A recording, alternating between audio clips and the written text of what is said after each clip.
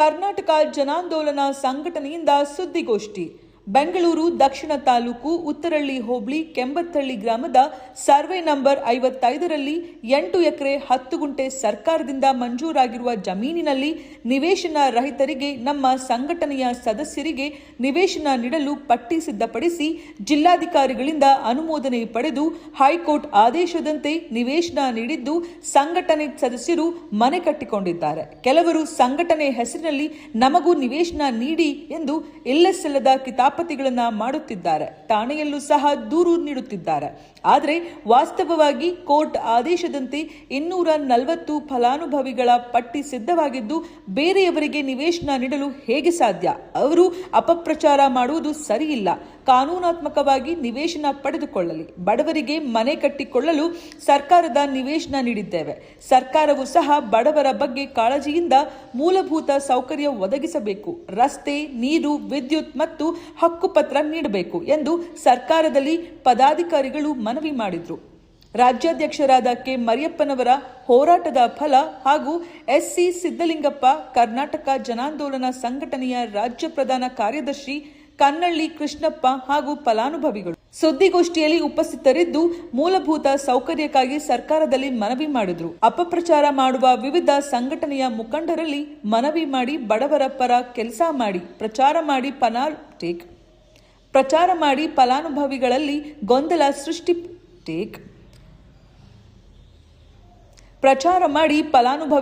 ಗೊಂದಲ ಸೃಷ್ಟಿಸಬೇಡಿ ಎಂದರು. ಹೈಕೋರ್ಟ್ ಆದೇಶದಂತೆ ನಿಯಮಾನುಸಾರ ಹಂಚಿಕೆ ಮಾಡುತ್ತಿದ್ದೇವೆ ಎಂದರು. ಸರ್, ಈಗ ಹೊಸದಾಗಿ ಏನು ಓದ್ಸತಿ ನಾವೆಲ್ಲನೂ ಫ್ರೀಡಮ್ ಪಾರ್ಕು ಇನ್ನೊಂದು ಮತ್ತೊಂದು ಆಮೇಲೆ BBMP ಎಲ್ಲ ನೀವೆಲ್ಲ ಬಂದಿದ್ದೀರಾ, ಆ ಸ್ಟೋರಿಗಳೆಲ್ಲ ನೋಡಿದ್ದೀರಾ. 106 ಸಂಘಟನೆಗಳು ಬಂದು ಇದನ್ನು ಹೊಡೆದಾಕಬೇಕು ಅಂತ ಹೇಳಿ BBMP GBದವ್ರಿಗೆ ಹೋಗಿ ಅವರು ಅರ್ಜಿಗಳೆಲ್ಲ ಕೊಟ್ಟು ಪೋರಸ್ ಮಾಡಿದ್ರು.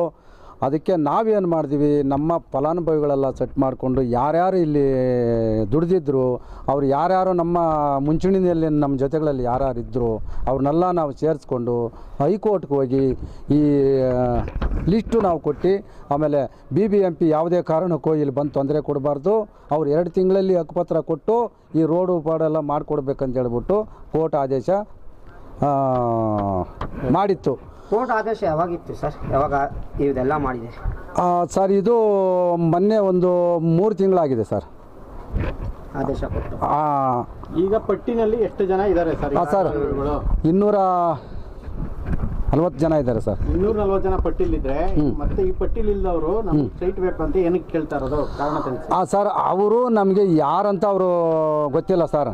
ನಿನ್ನೆ ಯಾರೋ ಉಳುಮಾವನವರಂತೆ ಅಪ್ಪಿ ಅಂತ ಪರಿವರ್ತನೆ ವೇದಿಕೆ ಅಂತ ಯಾವುದೋ ಒಂದು ಸಂಘಟನೆ ಮಾಡಿಕೊಂಡು ಒಂದು 15 ಜನನ ಕರ್ಕೊಂಡು ಬಂದು ಇಲ್ಲಿನೂ ಗಲಾಟೆ ಮಾಡಿಬಿಟ್ಟು ಪೊಲೀಸ್ ಸ್ಟೇಷನ್ಗೆ ಹೋಗಿ ಅಲ್ಲಿ ಒಂದು ದೂರು ನೀಡಿದರು. ಪೊಲೀಸ್ ನಮ್ಮನ್ನು ಕರೆ ಕೊಟ್ಟು ನೋಡಪ್ಪ ಹಿಂಗೆಲ್ಲ ಹೇಳ್ತಾ ಇದ್ದಾರೆ, ನೀವೇನು ಹೇಳ್ತೀರಾ ಅಂತ ಹೇಳಿದಾಗ ನಾನು ಈ ಹೈಕೋರ್ಟ್ ಆದೇಶ ಲಿಸ್ಟ್ ತೋರಿಸಿದೆ.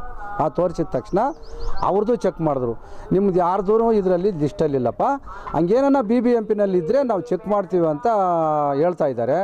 ಅವರು ಏನು ಹೇಳ್ತಾ ಇದ್ದಾರೆ, ಅವ್ರ ಮಕ್ಕಳೇ ನಾವು ನೋಡಿಲ್ಲ, ಯಾರಂತನೂ ನಮಗೆ ಅವರು ಗೊತ್ತೂ ಇಲ್ಲ. ಅವರು ನಮ್ಮ ಹತ್ರ ಹಂಚಾಗಳಿಗೆ ಕೇಳ್ತಾ ಇದ್ದಾರೆ, ನಮಗೆ ಅರೆಸ್ಟ್ ಮಾಡ್ತಾ ಇದ್ದಾರೆ, ನಮಗೆ ಫೋನ್ಗಳಲ್ಲಿ ಬೆದರಿಕೆಗಳಾಗ್ತಾ ಇದ್ದಾರೆ, ಧಮಕಿ ಆಗ್ತಾ ಇದ್ದಾರೆ ಅಂತ ಹೇಳ್ತಾ ಇದ್ದಾರೆ. ನಾವು ಧಮಕಿ ಮಾಡಿದರೆ ಏನು ನಮಗೂ ಅದರಲ್ಲಿ ಏನು ಲಾಭ ಬರ್ತದೆ ನಮಗೆ? ಅದರಿಂದ ಈ ಪರಿವರ್ತನೆ ವೇದಿಕೆ ಏನು ಸಂಘಟನೆಗಳು ಬಂದು ಇವಾಗ ನೋಡಿ ಅಲ್ಲಿ ಒಂದು ದೂರು ಕೊಡ್ತಾರೆ, ಇಲ್ಲಿ ಬಂದು ಒಂದು 20 ಸೈಟ್ ಕೊಡಂತಾರೆ. ನಾವು ಹಂಚಿಕೆ ಮಾಡೋದಕ್ಕೆ ನಾವು ಯಾರು? ಸರ್ಕಾರಗಳು ಬರಬೇಕು. ಸರ್ಕಾರಗಳು ನಮಗೆ ಹೈಕೋರ್ಟ್ ಆದೇಶ ಯಾರಿಗೆ ಮಾಡಿದ್ದಾರೆ ಅವರು ಇಲ್ಲಿ ಮನೆಗಳು ಇಲ್ಲಿ 2001ರಲ್ಲಿ ಇಲ್ಲಿ ಜೋಪಡಿಗಳು ಹಾಕ್ಕೊಂಡು ಎಲ್ಲ ಬಡವರು ಇಲ್ಲೇ ಇದ್ದರು. ಆ ಜೋಪಡಿಗಳು ಮಳೆಗಾಲ ಬಂದ್ಬಿಡ್ತದೆ, ಬಿದ್ದೋಗ್ತದೆ ಅಂತ ಹೇಳಿ ಅವರವರೇನೆ ಜೋಪಡಿಗಳನ್ನ ಕಿತ್ತಾಕಿ ಅವರವರೇ ಮನೆಗಳು ಮಾಡ್ಕೊತಾ ಇದ್ದಾರೆ ಸರ್. ಒಂಟಿ ಸಂಘಟನೆಗಳು ನಾವು. ನಮಗೆ ಈ ಸಂಘಟನೆಗಳು ನಾವು ಏನು ಬುದ್ಧಿಜೀವಿಗಳು ಬಾಧೆ ಬಿದ್ದು ನಾವು ಮಾಡ್ಕೊಂಡು ಬಂದುಬಿಟ್ಟಿದ್ದೀರಿ. ಬೇರೆ ಸಂಘಟನೆಗಳಿಗೆ ಮಾಡೋದಕ್ಕೆ ತಾಕತ್ತು ಇರೋದಿಲ್ಲ, ಅವ್ರಿಗೆ ಮಾಡೋದಕ್ಕೆ ಬುದ್ಧಿನೂ ಇಲ್ಲ. ಸರ್ಕಾರಿ ಜಮೀನುಗಳು 106 ಎಕರೆ ಇದೆ. 106 ಎಕರೆನಲ್ಲಿ ಅವರು ಒಂದು 10 ಎಕರೆ ನಾವು ಓಡಾಡ್ದಂಗೆ, ನಾವು ಚಪ್ಪಲಿಗಳು ಸಮಸ್ದಂಗೆ, ನಾವು ಬಟ್ಟೆಗಳು ಹರ್ಕೊಂಡು ಹೊಟ್ಟೆಗಳಿಗೆ ಊಟಗಳಿಲ್ದಿರ ನಾವು ಓಡಾಡಿಕೊಂಡು ಮಾಡ್ಕೊಂಡು ಬಂದಿದ್ದೀರಿ. ಅವರು ಮಾಡಿಕೊಂಡು ಬರ್ಬೋದಲ್ವಾ? ಬರೇ ದಿನನಿತ್ಯ ಇಲ್ಲಿ ಬೋಗಸ್ ಸಂಘಟನೆಗಳವರು ಬರೋದು, ನಮಗೆ ಸೈಟ್ಗಳು ಕೊಡು, ನೀವು ಹಂಗೆ ಕೇಳಿದ್ರಿ ಹಿಂಗೆ ಕೇಳಿದ್ರಿ ಅನ್ನೋದು, ಸುಳ್ಳು ದೂರುಗಳು ನೀಡೋದು, ನಮ್ಮನ್ನು ಅರೆಸ್ಟ್ ಮಾಡೋದು, ಅದೇ ರೀತಿಗೆ ಮಾಡ್ತಾಯಿದ್ದಾರೆ. ತಾವು ಪೊಲೀಸು ಇದ್ರ ಮೇಲೆ ಎಚ್ಚೆತ್ಕೊಬೇಕು. ನೋಡಿ, ಈ ಹೈಕೋರ್ಟ್ ಆದೇಶ ಇದ್ರೂ ಸಹ ಇದನ್ನು ವೈರಸ್ ಮಾಡಿ ನೆನ್ನೆ ಎಲ್ಲ ಬಂದು ಇಲ್ಲೆಲ್ಲ ಗಲಾಟೆಗಳು ಮಾಡು, ನಾವು ಸೈಟ್ಗಳು ಕೊಟ್ಟಿಲ್ಲ ಅಂದರೆ ಬೋರ್ಡ್ಗಳು ತಗೊಂಬಂದು ಹಾಕ್ತೀವಿ, ಈ ಮನೆಗಳೆಲ್ಲ ಒರೆಸ್ತೀವಿ ಅಂತ ಹೇಳಿ ಈ ಬಡಪಾಪಿಗಳನ್ನೆಲ್ಲೂ ಬೆದರಿಸ್ಬಿಟ್ಟು ಹೋಗಿದ್ದಾರೆ. ತಾವು ಮಾಧ್ಯಮಗಳವರಿಗೆ ನಾವು ಹೇಳೋದಿಷ್ಟೇ, ಇದನ್ನು ಮೇಲ್ನೋಟಕ್ಕೆ ಸರ್ಕಾರಕ್ಕೆ ಇದು ಗಮನಕ್ಕೆ ತರಬೇಕು. BBMP ಅವರು ಇದನ್ನು ಕೂಡಲೇ ಎಚ್ಚೆತ್ತುಕೊಂಡು ಹಿಂಗೆ ಅನಾದಿಗ ಇದನ್ನು ರಸ್ತೆಗಳು ಬಿಡಬಾರ್ದು. ನಮಗೆ 8 ಕೋಟಿ 2 ಲಕ್ಷ BBMP ಸ್ಯಾಂಕ್ಷನ್ ಮಾಡಿತ್ತು. ಇನ್ನು ಇದುವರೆಗೂ ಆ 8 ಕೋಟಿ 2 ಲಕ್ಷ ತಂದು ಇದು ಅಭಿವೃದ್ಧಿ ಮಾಡಲೂ ಇಲ್ಲ. ತಾವು ಕೋರ್ಟ್ ಆದೇಶ ಕೊಟ್ಟರೂ ಕೂಡ ಇನ್ನೂ ಬಂದು ಯಾರೂ ಇತ್ತ ಕಡೆ ನೋಡ್ತಾ ಇಲ್ಲ. ನಮಗೆ ಇದರಿಂದ ರಾಜಕೀಯದ ಪಿತೂರಿಗಳೂ ನಡೆಯಂಗಿದೆ ನಮಗೆ. ಆದ್ದರಿಂದ ತಾವು ನಮಗೆ BBMPನವರು ಬಂದು ರಸ್ತೆಗಳು ಸ್ವಲ್ಪ ಮಾಡಿಕೊಡ್ಬೇಕು. ಜೈ ಭೀಮ್. ಇವತ್ತು 26 ವರ್ಷ ಆಗಿದೆ ಈ ಭೂಮಿಯಲ್ಲಿ ಹೋರಾಟ ಮಾಡಿರೋಂಥದ್ದು KJS ಕರ್ನಾಟಕ ಜನಾಂದೋಲನ ಸಂಘಟನೆ ರಾಜ್ಯಾಧ್ಯಕ್ಷರು ಮರಿಯಪ್ಪ ಅವರು, ಕಾರ್ಯದರ್ಶಿಯಾದಂಥ ನಮ್ಮ ಸಿದ್ಧಲಿಂಗಪ್ಪ ಅವರು, ನಾವು ಸಹ ಸೇರಿ ಎಲ್ಲ ಜನ ಸೇರಿ ಇದು ದೊಡ್ಡ ಮಟ್ಟದ ಹೋರಾಟ. ಇದು ಅನ್ನ ನೀರು ಇಲ್ದಂಗೆ ಹೋರಾಟ ಮಾಡಿದ್ದೀವಿ. ಟೀ ಬನ್ನಿಟ್ಕೊಂಡು ಹೋರಾಟ ಮಾಡಿದ್ದೀವಿ. ಇವತ್ತೊಂದು ದಿವಸ ಆ ರೀತಿಯಾದ ಹೋರಾಟದ ಫಲ ಇದು. ಎಲ್ಲ ಜಾತಿ ಜನನೂ ಸಂತೋಷವಾಗಿರಬೇಕು ಅಂತ ಇಲ್ಲಿ ಕುವೆಂಪು ಅವರು ಹೇಳಿದಂತೆ ಶಾಂತಿಯ ತೋಟದಂತೆ ಇಲ್ಲೆಲ್ಲರೂ ಬದುಕಬೇಕು ಅಂತ ಮಾಡಿರೋಂಥದ್ದು. ಇದರಲ್ಲಿ ಕೆಲವು ಸಂಘಟನೆಯವರು ಎಷ್ಟೋ ಜನ ಎದ್ದು ಇವತ್ತೇನು ಹಾಗೆ ಆಗುತ್ತೆ ನೋಡಿ, ಇರಾಗ ಹೆಂಗೆ ಮಾಡಿಬಿಡ್ತೀವಿ ನೋಡಿ ಅಂತಂದ್ರೆ ಆಮೇಲೆ ಅವ್ರಿಗೆಲ್ಲ ಸಮಾಧಾನ ಹೇಳಿ, ಎಲ್ಲರಿಗೂ ನಮ್ಮ ಅಣ್ಣ ತಮ್ಮದಿರು ನೀವು ಎಲ್ಲ ಸಮಾಧಾನವಾಗಿರ್ರಿ ಅಂತೇಳಿ ಎಲ್ಲರಿಗೂ ಸಮಾಧಾನ ಮಾಡಿ ಎಲ್ಲ ಹಿಂಗೆ ಬದುಕೋಣ ಅಂತೇಳಿ ಬದುಕೋದನ್ನು ಅನ್ನ ಮಾಡಿದ್ದೀವಿ, ತಿನ್ನೋ ಮಣ್ಣು ಇದರಲ್ಲಿ ಮಣ್ಣೆ ಹಾಕಕ್ಕೆ ಬರ್ತೀರ ಅಂತ ಹೇಳಿದಾಗ ಅವರೆಲ್ಲ ಅರ್ಥ ಮಾಡ್ಕೊಂಡು ಎಲ್ಲರೂ ಕೈ ಬಿಟ್ಟರು. ಇವಾಗ ಒಂದು ಸ್ವಲ್ಪ ಜನ ಎದ್ದಿದ್ದಾರೆ. ಮೊನ್ನೆನೇ ತಲಗಟ್ಪುರ ಸ್ಟೇಷನಲ್ಲಿ ಕರೆದಾಗ ಹೋಗಿ ಮಾತಾಡಿದಾಗ ಅವರು ನಮ್ಮದು ಫಲಾನುಭವಿ ಪಟ್ಟಿ ಇದೆ ಹಂಗೆ ಹಿಂಗೆ ಅಂತ ಏನೇನೋ ಬಾಯಿಗೆ ಬಂದಂಗೆ ನಾವು ಹಣ ಕೊಟ್ಟಿದ್ದೀವಿ. ಯಾವುದು ಎಲ್ಲದಕ್ಕೂ ದಾಖಲೆ ಇರಬೇಕಲ್ಲ. ಇವತ್ತು ಏನಾದ್ರು ಒಂದು ಮಾಡಿದಾಗ ಸುಳ್ಳು ಹೇಳೋರು ಎಷ್ಟೋ ಜನ ಇರ್ತಾರೆ. ಇವಾಗ ನಿಜ ಹೇಳಬೇಕಂದ್ರೆ ಏನು ಕೇಳುತ್ತೆ, ಕಾನೂನುಬದ್ಧವಾಗಿ ನಿಮ್ಮ ಹತ್ರ ದಾಖಲೆ ಏನಿದೆ ಅಂತ ಕೇಳುತ್ತೆ. ನೀನು ಕೊಟ್ಟಿದ್ದೀನಿ ನಾನು ಕೊಟ್ಟಿದ್ದೀನಿ ಅಂದಾಗ ಇವಾಗ ಎಷ್ಟೋ ಜನ ಬಂದು ಹೇಳ್ಬೋದು ನಾನು ಕೊಟ್ಟಿದ್ದೀನಿ ನೀನು ಕೊಟ್ಟಿದ್ದೀನಿ ಅಂತ. ಕೊಟ್ಟಿರೋದಕ್ಕೆ ಸಾಕ್ಷಿ ಏನಿದೆ? ಸುಮ್ಮನೆ ಬಂದು ಅಪವಾದ ಮಾಡಿ ಇಲ್ಲಿ ಈ ಜನ ಎಲ್ಲ ಬಡ ಜನ ಬದುಕ್ತಾ ಇದ್ದಾರೆ. ಇದಕ್ಕೆ ಮಣ್ಣಾಕುವಂಥ ಕೆಲಸ ಮಾಡಬೇಡಿ. ಇಲ್ಲಿ ಉತ್ತಮ ರೀತಿಯಲ್ಲಿ ಈ ಜನ ಬದುಕಲಿ. ಇವತ್ತೊಂದು ದಿವಸ ಹೋರಾಟದ ಫಲವಾಗಿ ಇವತ್ತು ಕೋರ್ಟ್ ಆದೇಶ ಆಗಿದೆ. ನೋಡ್ರಿ, ಇಲ್ಲೇ ಇದೆ ಆದೇಶದ ಪತ್ರ. ಇದು ಇವತ್ತು ಆದೇಶ ಪತ್ರ ಕೋರ್ಟಲ್ಲಿ ನಾವು ಎಲ್ಲ ಹೋರಾಡಿ ಅವತ್ತೊಂದು ದಿವಸ ಹೋಗಿ ಸಿದ್ಧಲಿಂಗಪ್ಪ ಅವರೇ ಲಾಯರ್ ನೀಡಿದು. ಇವತ್ತೊಂದು ದಿವಸ ಆ ಲಾಯರ್ಗೆ ನಾವು ಕೋಟಿ ನಮನ ಹೇಳಬೇಕು. ಯಾಕಂದರೆ ಅವತ್ತೊಂದು ದಿವಸ ಪರಿಸ್ಥಿತಿ ಇನ್ನು 2 ದಿವಸ ಬಿಟ್ಟರೆ ಹೊಡೆದಾಕ್ತೀನಿ ಅಂತಾರೆ. ಅಂಥ ಪರಿಸ್ಥಿತಿನಲ್ಲಿ ಆ ಲಾಯರ್ ಸಾಹೇಬರು ನಮ್ಮ ಬಡವ್ರ ಪರ ನಿಂತು ಇವತ್ತೊಂದು ದಿವಸ ಇದೊಂದು ಜಯನ ಕೊಟ್ಟಿದ್ದಾರೆ. ಇಮಿಡಿಯೇಟ್ಲಾಗೆ ಇವತ್ತು ರಸ್ತೆ ಮಾಡಬೇಕು ಹೇಳ್ದಂಗೆ 8 ಕೋಟಿ 2 ಲಕ್ಷ ಇದುವರೆಗೂ BBMP ಅವ್ರು ಈ ಕಡೆ ಬಂದು GB ಅವರು ಇದುವರೆಗೂ ಬಗ್ಗು ನೋಡ್ತಾ ಇಲ್ಲ. ಯಾಕೆ ಅಂದರೆ ಬಡವ್ರಿಗೊಂದು ನ್ಯಾಯ ಇನ್ನೊಬ್ರಿಗೊಂದು ನ್ಯಾಯ. ಇಲ್ಲಿ ಖಾಲಿ ಬಿದ್ದಿದ್ದರೆ ಯಾರಿಗಾನ ಮಾರ್ಬಿಡ್ತಾ ಇದ್ರ ಅಧಿಕಾರಿಗಳೆಲ್ಲ ಸೇರಿ ಎಲ್ಲ ಮಾಡಿ ಮಾರ್ಬಿಡ್ತಾ ಇದ್ರೆ ಆಮೇಲೆ ನೋಡಿದ್ರೆ ಇದು ಬೇರೆದಕ್ಕೆ ಬರೆದುಬಿಟ್ಟಿದ್ದೀವಿ ಅಂತ ಹೇಳ್ಬಿಡೋದಾ? ಆ ರೀತಿ ಆಗಬಾರ್ದು. ಆ ರೀತಿ ಆಗಬಾರ್ದು ಅಂತಲೇ ರಾತ್ರಿ ಆಗಲು 25 ಅಡಿ ಇದ್ದ ಮಣ್ಣಿದು. ನೀವು ಲಾಸ್ಟ್ ಟೈಮ್ ಬಂದಾಗ ನೋಡಿದ್ದೀರಿ. 25 ಅಡಿ ಮಣ್ಣು ಎತ್ತಬೇಕಂದ್ರೆ ಏನು ತಮಾಷೆನಾ? 8 ಎಕರೆ 10 ಕುಂಟೆನಲ್ಲಿ ಆ ಒಂದು 10 ಎಕರೆಗೆ ಲೆವೆಲ್ ಮಾಡಿ ಇಷ್ಟು ಮಾಡಿರೋದು. ಮಶಾಣಕ್ಕೆ 2 ಎಕರೆ ಜಾಗ ಬಿಡಿ ಅಂತ ಅಲ್ಲಿ ನಾವು ಎಲ್ಲ ಲೆವೆಲ್ ಮಾಡಿದರೆ ಅದನ್ನು ಬಂದು ಮಣ್ಣು ಹಾಕ್ತಾರೆ. ಇವತ್ತು ಮನುಷ್ಯ ಸತ್ತರೆ ಉಣಕ್ಕೆ ಜಾಗ ಇಲ್ಲ ಅಂಥದ್ರಲ್ಲಿ ಒಂದು 2 ಎಕರೆ ಅಲ್ಲಿ ಬಿಡಿಸಿರೋದ್ರಲ್ಲಿ ಬಂದು ನಾವು ಎಲ್ಲಿ ಮಾಡೋದು ಅಂತ ಬರ್ತೀರ? ಇವತ್ತು ದಿನಕ್ಕೊಬ್ರು ಬರ್ತಾ ಇದ್ದಾರಲ್ಲ ಸರ್ ಈ ಜಾಗಕ್ಕೆ. ಇವತ್ತು ಬೆಳೆ ಹಾಕಿ ಇವಾಗ ರೈತ ಎಲ್ಲ ಥರನೂ ಕಷ್ಟಪಟ್ಟು ಉತ್ತಿ ಬೇವು ನೀರು ಸುರಿಸಿ ರಕ್ತ ಸುರಿಸಿ ಆ ಬೆಳೆನ ನಿಲ್ಲಿಸ್ಬಿಟ್ಟಿದ್ದಾನೆ. ಇವಾಗ ಕುಯ್ಕೊಳ್ಳೋಕೆ ಎಷ್ಟೋ ಜನ ಬರ್ತಾ ಇದ್ದಾರೆ. ಬಿಡೋಕ್ಕಾಗತ್ತಾ? ಅದಾಗಬಾರ್ದು. ಏನೋ ನಿಮಗೂ ಇನ್ನೂ ಸ್ಥಳ ಇದೆ, ಫೈಟ್ ಮಾಡಿ ಸರ್ಕಾರದಲ್ಲಿ ನೀವು ಹೋರಾಟ ಮಾಡಿ ಪಡೀರಿ, ನಾವು ನಿಮ್ಮ ಜೊತೆಗೆ ಸಹಕಾರ ಕೊಡ್ತೀವಿ. ನಾನು ಮಾತು ಮುಗಿಸ್ತೀನಿ.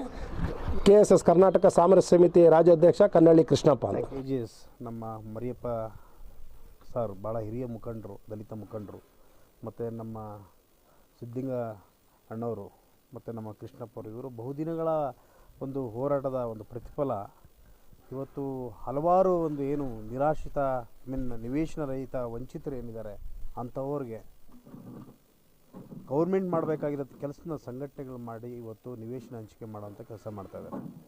ಇದು ಕೆಂಬತ್ತಹಳ್ಳಿ ಸರ್ವೆ ನಂಬರ್ 55ರಲ್ಲಿ ಸುಮಾರು 8 ಎಕರೆ 10 ಗುಂಟೆ 2011ರಲ್ಲಿ ಮೊನ್ನೆ ಜಿಲ್ಲಾಧಿಕಾರಿಗಳು ಮಂಜೂರು ಮಾಡಿ 2012ರಲ್ಲಿ ಒಂದು ಆದೇಶ ಹೊರಡಿರುತ್ತಾರೆ. ಅದಾದ ನಂತರ 2015ರಲ್ಲಿ BBMPಗೆ ಹಸ್ತಾಂತರ ಮಾಡಿದ್ಮೇಲೂ ಕೂಡ ಯಾಕೋ ಗೊತ್ತಿಲ್ಲ BBMPಯವರು ದೀನದಲಿತರದ್ದು ಕೆಲಸಗಳು ಮಾಡಬೇಕು ಅನ್ನೋದಾದರೆ ಬಹಳ ನಿರ್ಲಕ್ಷ್ಯ. ಸೊ ಅವರಿಗೆ ದಲಿತರ ಮೇಲೆ ಕಾಳಜಿ ಇಲ್ಲ. ಈ ಆಳುವಂಥ ಸರ್ಕಾರಗಳು ಕೂಡ ಹಾಗೇ ಇದೆ. ಇದುವರೆಗೂ ನಿವೇಶನ ಹಂಚಿಕೆ ಮಾಡಬೇಕಾಗಿತ್ತು ಸುಮಾರು ವರ್ಷಗಳಿಂದ. ಈಗ 2026ರಲ್ಲಿದ್ದೀವಿ. 2015ರಲ್ಲಿ ಹಸ್ತಾಂತರ ಆದಮೇಲೂ ಕೂಡ ಇಲ್ಲಿ ಯಾವುದೇ ಥರ ಡೆವಲಪ್ಮೆಂಟ್ಸ್ ಮಾಡೋವಂಥದ್ದು, ಸೈಟ್ ಹಂಚಿಕೆ ಮಾಡೋವಂಥದ್ದು ಮಾಡಲಿಲ್ಲ. ಆದ್ದರಿಂದ ಇವತ್ತೇನು ನಮ್ಮ ಮರಿಯಪ್ಪ ಅಣ್ಣವರು ಮತ್ತು ನಮ್ಮ ಸಿದ್ದಿಂಗಣ್ಣವರು ಅವರು ಒಂದು ಸಾರಥ್ಯ ವಹಿಸ್ಕೊಂಡು ಅವರು ಸ್ವಂತ ದುಡ್ಡಲ್ಲಿ ಪಾಪ ಖರ್ಚು ಮಾಡಿ ಇವತ್ತು ಸರಿಯಾದ ರೀತಿ ರಸ್ತೆಗಳು ಮಾಡಿಕೊಂಡು ಏನು ಪಟ್ಟಿ ಇದೆ ಆ ಪಟ್ಟಿ ಪ್ರಕಾರ ಹಂಚಿಕೆ ಮಾಡೋವಂಥ ಕೆಲಸ ಮಾಡ್ತಾಯಿದ್ದಾರೆ. ಕೆಲವು ಸಂಘಟನೆಗಳು ಇವರ ಒಂದು ಒಳ್ಳೆತನನ್ನು ಅಥವಾ ಇವರ ಒಂದು ಬಡವರ ಕಾಳಜಿಯನ್ನು ಸಹಿಸಲಾರದು ಅಂಥವ್ರು ಇಲ್ಲಿ ಪದೇ ಪದೇ ಕಿರಿಕಿರಿ ಮಾಡೋವಂಥದ್ದು ಆಗ್ತಾಯಿದೆ. ಈಗ ಅವರಿಗೆ ಹಕ್ಕುಪತ್ರಗಳು ನೀಡಬೇಕಂತ ಆದೇಶ ಮಾಡಿದೆ. ಅಂದರೆ ಹಂಚಿಕೆ ಮಾಡಿದ ನಂತರ ಹಕ್ಕುಪತ್ರಗಳು ನೀಡುವಂಥದ್ದು ಇರ್ಬೋದು, ರಸ್ತೆ ವ್ಯವಸ್ಥೆ ಇರ್ಬೋದು, ನೀರಿನ ವ್ಯವಸ್ಥೆ ಇರ್ಬೋದು, ಚರಂಡಿ ವ್ಯವಸ್ಥೆ ಎಲ್ಲ ಇರಬೇಕು. ಎಲ್ಲವೂ ಕೂಡ ಈಗಾಗಲೇ ಮಾಡಬೇಕಾಗಿತ್ತು. ದುರದೃಷ್ಟ ಈ ರಾಜ್ಯದಲ್ಲಿ ಕಾಂಗ್ರೆಸ್ ಸರ್ಕಾರ ಬಂದಮೇಲೆ ಅಂತೇಳು ದಲಿತ ಪರ ಸರ್ಕಾರ ಅಂತ ಹೇಳುವಂಥ ಈ ಸರ್ಕಾರ ಮೊದಲಿನಿಂದನೂ ಕೂಡ ದೀನದಲಿತರನ್ನ ವೋಟ್ ಬ್ಯಾಂಕಿಂಗ್ ಮಾಡಿಕೊಂಡು ಅವ್ರನ್ನೆಲ್ಲರೂ ಕೂಡ ವಂಚಿತ ಮಾಡ್ತಾ ಇದೆ ಹೊರತು ಯಾವುದೇ ಥರ ಈ ಸರ್ಕಾರ ದಲಿತರ ಪರವಾಗಿಲ್ಲ ಅಂತೇಳಿ ನಾನು ಈ ಮುಖಾಂತರ ಹೇಳಲಿಕ್ಕೆ ಬಯಸ್ತೇನೆ. ಮರಿಯಪ್ಪ ಅವರು, ಸಿದ್ಧಲಿಂಗಪ್ಪ ಅವರು, ಕೃಷ್ಣಪ್ಪ ಅವರು ಇವರು ಶ್ರಮಜೀವಿಗಳಾಗಿ ನಮ್ಮನ್ನೆಲ್ಲ ಕಟ್ಕೊಂಡು 20 ವರ್ಷ ಹೋರಾಡಿ ಇದನ್ನೇನೋ ನಮಗೊಂದು ಸೂರು ಕೊಟ್ಟವ್ರೆ. ಆದರೆ ಸರ್ಕಾರ ಯಾವ ಗಮನಕ್ಕೂ ತಗೊಂಡಿಲ್ಲ. ಇದನ್ನು ಇವ್ರ ಗಮನಕ್ಕೆ ತಗೊಂಡು ಸ್ವಲ್ಪ ಅವರಿಂದ ಸ್ವಂತ ಖರ್ಚು ಹಾಕ್ಕೊಂಡು ಇದನ್ನೆಲ್ಲ ಲೆವೆಲ್ ಮಾಡಿಸಿ ಬಡಬಗ್ಗರಿಗೆ ಸೂರು ಕಟ್ಕೊಂಬಕೊಂಡು ಜಾಗ ತೋರಿಸವ್ರೆ. ಸರ್ಕಾರ ಕೊಟ್ಟಿರೋ ಜಾಗನ ಸರ್ಕಾರದಿಂದ ನಾವು ಆದೇಶ ಮಾಡ್ಕೊಂಡು ಇವತ್ತಿನ ದಿವಸ ನಾವು ಕಟ್ಕೊಂಡು ಬಡವ್ರು ಬದುಕ್ತಾ ಇದ್ವಿ. ಎಲ್ಲ ಬಡಜೀವಿಗಳೇ ಸಾಲ ಸೂಲ ಮಾಡಿ ಕಂಡೋರ್ ಮನೆಗಳ ಬಡ್ಡಿ ತಂದು ಇವತ್ತು ಕಟ್ಕೊಂಡಿದ್ದವಕ್ಕೆ ಕಿರುಕುಳ ಕೊಡ್ತಾ ಇದ್ದರೆ ಇಲ್ಲಿ ಜೀವನ ಮಾಡೋದಕ್ಕೂ ಸ್ವಲ್ಪ ದುರ್ಬಲ ಆಗುತ್ತೆ. ಆದ್ದರಿಂದ ದಯವಿಟ್ಟು ಈ BBMPಯವರಾಗಲಿ ಪೊಲೀಸ್ನವರಾಗಲಿ ಯಾರೇ ಆಗಲಿ ಅಧಿಕಾರಿಗಳು ಬಂದು ನಮಗೆ ರಕ್ಷಣೆ ಕೊಡಬೇಕು ಅಂತೇಳಿ ನಾವು ಕೇಳ್ಕೊಳ್ತಾ ಇದ್ದೀವಿ. ರಾಜ್ಯಾಧ್ಯಕ್ಷರು ಮತ್ತು ಮರಿಯಪ್ಪ ಅವರು ಮತ್ತು ಸಿದ್ಧಲಿಂಗಪ್ಪ ಅವರು ಮತ್ತು ಎಲ್ಲ ಸೇರಿ 16 ವರ್ಷಗಳ ಹೋರಾಟದ ಫಲ ಇವತ್ತಿಲ್ಲಿ ಬಡವರಿಗೆ ಒಂದು ಆಶ್ರಯ ಯೋಜನೆಯಲ್ಲಿ ಒಂದು ಸೂರು ಸಿಕ್ಕುವಂಥ ಒಂದು ಹಂತಕ್ಕೆ ಇವತ್ತು ತಲುಪಿದ್ದೀವಿ. ಇಲ್ಲಿ ಬೆಂಗಳೂರು ಸುತ್ತಮುತ್ತ ಇರ್ತಕ್ಕಂಥ ಭೂಮಿಯ ಬೆಲೆ ಏನಿದೆ ಇವತ್ತು ಆ ಬೆಲೆನ ಸಹಿಸ್ಕೊಳ್ಳೋಕ್ಕಾಗದೇ ಇರ್ತಕ್ಕಂಥ ಕೆಲವು ಕಿಡಿಗೇಡಿಗಳು ಇದ್ರ ಮೇಲೆ ಕಣ್ಣಾಕಿದ್ದಾರೆ. ಇವತ್ತು ಏನಾದರೂ ಮಾಡಿ ಇಲ್ಲಿ ಇರ್ತಕ್ಕಂಥ ಬಡವ್ರನ್ನ ಒಕ್ಲೆಬ್ಸಿ ಇಲ್ಲಿ ನಾವೇನಾದರೂ ಮಾಡೋಕ್ಕಾಗುತ್ತಾ ಅಂತಕ್ಕಂಥ ಪಿತೂರಿಗಳನ್ನ ಇವತ್ತು ಇಲ್ಲಿ ಮಾಡ್ತಾಯಿದ್ದಾರೆ. ಆದರೆ ಇವರು KJS ವತಿಯಿಂದ ಅನೇಕ ವರ್ಷಗಳ ಕಾಲ ಎಲ್ಲ ಅಧಿಕಾರಿಗಳನ್ನ ಹಿಡಿದು ಕಂದಾಯ ಇಲಾಖೆ ಅಧಿಕಾರಿಗಳನ್ನ ಹಿಡಿದು ಏನೋ ಒಂದು 8 ಎಕರೆ ಚಿಲ್ಲರನ್ನ ಇವತ್ತು ಇಲ್ಲಿ ಮಂಜೂರು ಮಾಡಿಸ್ಕೊಂಡು ಬಂದಿದ್ದಾರೆ. ಅವ್ರ ಸಂಘಟನೆಯಲ್ಲಿ ಅನೇಕ ವರ್ಷಗಳಿಂದ ದುಡ್ದಂಥ ಏನು ಕಾರ್ಯಕರ್ತರಿದ್ದಾರೆ ಆ ಬಡ ಕಾರ್ಯಕರ್ತರಿಗೆ ಸೂರಿಲ್ಲದೆ ಇರ್ತಕ್ಕಂಥ ಕುಟುಂಬಗಳೇನಿವೆ ಅಂಥ ಕುಟುಂಬಗಳನ್ನ ಆಯ್ಕೆ ಮಾಡಿ ಇವತ್ತು ಒಂದು ಸೂರು ಕಲ್ಪಿಸೋಣ ನಮ್ಮ ಸಂಘಟನೆ ಕಾರ್ಯಕರ್ತರಿಗೆ ಅಂತೇಳಿ ಆ ಚಳುವಳಿಯ ಮುಖಂಡರೆಲ್ಲ ಸೇರಿ ಇವತ್ತು ಬಡವರಿಗೆ ಒಂದು ಸೂರನ್ನ ಕಲ್ಪಿಸಿದ್ದಾರೆ. ಆದರೆ ಇದನ್ನು ಸಹಿಸ್ಕೊಳ್ಳೋಕ್ಕಾಗದೇ ಇರ್ತಕ್ಕಂಥ ಕೆಲವು ಕಿಡಿಗೇಡಿಗಳು ಇವತ್ತು ಇಲ್ಲಿ ದುಡ್ಡುಗಳನ್ನ ವಸೂಲಿ ಮಾಡ್ತಾ ಇದ್ದಾರೆ, ಇನ್ನೊಂದು ಮಾಡ್ತಾ ಇದ್ದಾರೆ ಅಂತ ಹೇಳಿ ಇಲ್ಲೇ ಇರ್ತಕ್ಕಂಥ ಆಪಾದನೆಗಳನ್ನ ಮಾಡಿಕೊಂಡು ಅವ್ರೇನಾರ ಇದ್ದರೆ ಆ ಥರ ಇದ್ದರೆ ಇಲ್ಲಿ ಫಲಾನುಭವಿಗಳು ಯಾರಿದ್ದಾರೆ ಆ ಫಲಾನುಭವಿಗಳು ದೂರು ಕೊಟ್ಟಿರಬೇಕು. ಯಾರೋ 3ನೇ ವ್ಯಕ್ತಿಗಳು ಇಲ್ಲಿ ದೂರು ಕೊಡುವಂಥದ್ದಲ್ಲ. ಇಲ್ಲೇನಾದರೂ ಆ ಥರ ಅಕ್ರಮ ಚಟುವಟಿಕೆಗಳು ನಡೀತಾ ಇದ್ದರೆ ಇಲ್ಲಿ ಯಾರು ಮನೆ ಕಟ್ಕೊತಾ ಇದ್ದಾರೆ ಆ ಫಲಾನುಭವಿಗಳು ದೂರು ಕೊಡಬೇಕಾಗೈತೆ. ಬೇರೆ ಯಾರೋ ಸಂಬಂಧ ಇಲ್ಲದೇ ಇರೋ ವ್ಯಕ್ತಿಗಳು ದೂರು ಕೊಡೋದ್ರಲ್ಲಿ ಅರ್ಥ ಇಲ್ಲ. ಇದನ್ನು ಪೊಲೀಸ್ ಇಲಾಖೆ ಗಂಭೀರವಾಗಿ ಪರಿಗಣಿಸಬೇಕು. ಗಂಭೀರವಾಗಿ ಪರಿಗಣಿಸಿ ಏನಿವತ್ತು ಕೋರ್ಟ್ ಆದೇಶನ ತಗೊಂಡು ಬಂದು ಇವತ್ತಿಲ್ಲಿ ಬಡವರಿಗೆ ಕಾರ್ಯಕರ್ತರಿಗೆ ಮನೆಗಳನ್ನ ನಿರ್ಮಾಣ ಮಾಡ್ತಾ ಇದ್ದಾರೆ. ಅದಕ್ಕೆ ಪೂರಕವಾಗಿ ಪೊಲೀಸ್ ಇಲಾಖೆನೂ ಕೂಡ ಸಹಕರಿಸಬೇಕು. ಕರೆಂಟ್ ಇಲ್ಲ, ರೋಡ್ ವ್ಯವಸ್ಥೆ ಮಾಡಬೇಕು, ತುಂಬ ಕಷ್ಟಪಡ್ತಾ ಇದ್ದೀವಿ. ನೀರಿಲ್ಲ, ತುಂಬ ಜಾಸ್ತಿ ಕಷ್ಟಪಡ್ತಾ ಇದ್ದೀವಿ. ಅದಕ್ಕೋಸ್ಕರ ನಿಮಗೆ ಸರ್ಕಾರ ಕಡೆಯಿಂದ ಕೇಳ್ಕೊತಾ ಇದ್ದೀವಿ ಎಲ್ಲ ಮಾಡಿಕೊಡಿ ಅಂತ. ನಮ್ಮದು ಅದೇ ಪ್ರಾಬ್ಲಮ್ಮು. ನಮಗೂ ನೀರಿಲ್ಲ, ಲೈಟ್ ಇಲ್ಲ, ಚೇಂಬರ್ದು ಕಲೆಕ್ಷನ್ ಇಲ್ಲ, ರಸ್ತೆಗಳಿಲ್ಲ. ನೈಟು ಎಲ್ಲಿಂದ ಹೊರಗಡೆಯಿಂದ ಡ್ಯೂಟಿಗಿಂದ ಮಕ್ಕಳು ಬರಬೇಕಾದ್ರೆ ರೋಡ್ಗಳು ಸರಿ ಇಲ್ಲ, ಜನಗಳು ಸರಿ ಇಲ್ಲ. ಇಲ್ಲಿ ವಾಸ ಮಾಡಬೇಕು ಅಂದರೆ ತುಂಬ ಭಯ ಆಗುತ್ತೆ. ಇವರೆಲ್ಲ ಕಿಡಿಗಳು ಎಲ್ಲ ಪರ್ಕಿಗಳೆಲ್ಲ ಬಂದು ಮಾತಾಡೋವಾಗೆಲ್ಲ ನಮ್ಮಂಥವರೆಲ್ಲ ಬಂದಿಲ್ಲಿ ಅವ್ರ ಹತ್ರ ಜಯಿಸೋಕ್ಕಾಗಲ್ಲ. ಆದ್ದರಿಂದ ನಮಗೆ ತುಂಬ ಪ್ರಾಬ್ಲಮ್ಮು, ತುಂಬ ಕಾಟ ಕೊಡ್ತಾರೆ. ಆದರೆ ನಮಗೆ ತುಂಬ ಜೀವಕ್ಕೆ ಭಯ ಉಂಟಾಗುತ್ತೆ. ಯಾವತ್ತಿಗೆ ಏನು ಮಾಡ್ತಾರೋ ಏನೋ. ದಿವಸ ಒಬ್ಬೊಬ್ಬರು ಬಂದು ಮಾತಾಡ್ತಾ ಇದ್ದಾರೆ. ಯಾರ್ಯಾರಿಗೆ ಅಂತ ಮಾತು ಕೊಡೋಕ್ಕಾಗುತ್ತೆ ನಾವು? ಅಕ್ಕಿಗಳೆಲ್ಲ ಬಂದು ನಮಗೆ ಟಾರ್ಚರ್ ಕೊಡ್ತಾ ಇದ್ದಾರೆ. ಈ ನೀರಿನ ಸೌಕರ್ಯ, ನಮಗೆ ರೋಡ್ ಸೌಕರ್ಯ ಎಲ್ಲ ಬೇಕು ಅಂತ ನಾವು ಕೇಳ್ಕೊಳ್ತಾ ಇದ್ದೀವಿ. ಎಷ್ಟು ವರ್ಷದಿಂದ ವಾಸವಾಗಿದೆ? ನಾವು ತುಂಬ ಈಗ 21 ವರ್ಷ ಆಯಿತು. ನಾವು ಕೆಂಬತ್ತಳ್ಳಿಲಿದ್ದರೆ ಇಲ್ಲಿ ಬಂದು ಒಕ್ಕಲಾಕಿದ್ದು. ಈಗ ಸದ್ಯಕ್ಕೆ ಮನೆ ಕಟ್ಕೊಂಡು ಇಲ್ಲಿ ವಾಸ ಆಗಿದ್ದೀವಿ. ಒಂದು 6-7 ತಿಂಗಳಾಯ್ತು ಈಗ ವಾಸ ಹಾಕ್ಕೊಂಡು ಇಲ್ಲಿ ಕುಡಿಸ್ಲಿಕ್ಕೆ ತಗೊಂಡು. ಮನೇಲಿ ನಾನು, ನನ್ನ ಮಗಳು, ನನ್ನ ಮೊಮ್ಮಕ್ಕಳು